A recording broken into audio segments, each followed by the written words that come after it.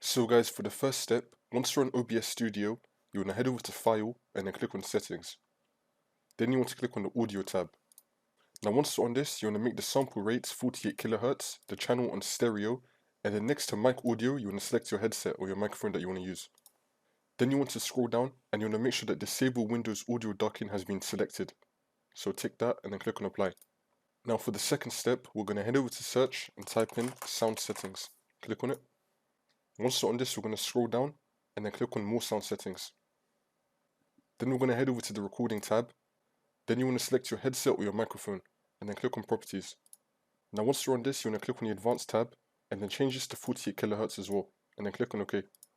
Now for the last step, you want to head back into OBS, then you want to click on the three dots next to your microphone and then click on Filters. Then you want to click on the plus and then click on Noise Gate and then just put any name and click on OK. Now for the close threshold, you can make it -54, and then for the open threshold, you can make it -39. These are my settings that I use. These should be good for you, but if not, you could change it and then see what works best for your headset and microphone. Now once you do that, you want to click on the plus again, and then you want to add noise suppression, and then click on OK. And then you can close this out, and then the problem should be fixed.